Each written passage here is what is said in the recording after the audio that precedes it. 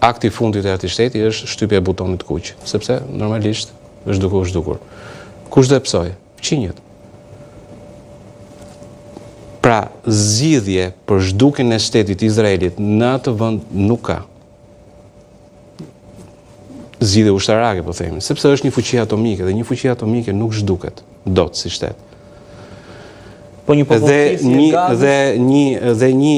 themi, po flasim rastin e Izraelit dhe pse Irani, pse po desh i rikthehemi Gazës. Pra, në këtë rast, kur ti nuk ke një zhdukje të tillë, pse e promovon një gjë të tillë? Ti e promovon këtë për të marrë flamurin e çështjes palestineze në syt e popullsisë arabe. Duke qenë se vendet e Gjirit dhe vendet e rajonit bashkë me Egjiptin e tjerë pas 73-shit nuk kanë dashur ose nuk kanë pasur mundësi që të përplasen ushtarakisht me Izraelin, ai që e mori flamurin tashmë për përplasjen ishte Irani.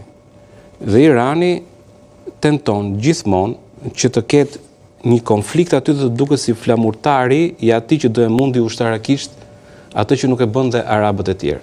Në këtë mënyrë Irani justifikohet në krijimin e një perandorie iraniane, e cila në vetvete duhet të ketë arabët e Irakut, arabët e Sirisë, arabët e Libanit, arabët në çdo territor që të jetë aty, të cilët duhet të mblidhen nën flamurin e mullave që janë aty sipër. Dhe kjo strategji i ka dhënë efektet e veta, ka marrë kontrollin e Irakut për shkak gabimit të atij Bushit, i cili rrëzoi Saddam Husseinin.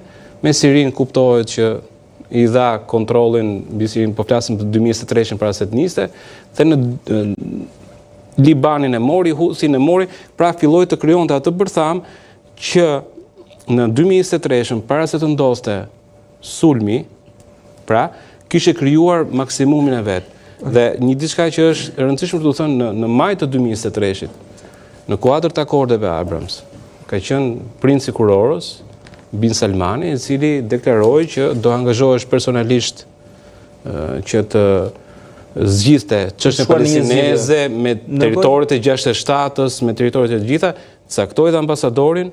Ambasadori u paraqit për herë të parë zyrtarisht në autoritetin palestinez në 26 shtator 2023 dhe në 7 tetor, as 10 ditë mbrapa, Irani i dha Hamasit sulmonte për të hedhur ner pikërisht të gjë, sepse nëse Arabia Saudite zgjidhte në mënyrë paqësore këtë gjë, atëherë flamuri i Iranit binte, e kupton, dhe gjithaj investim 30 vjeçar shkonte në ajër.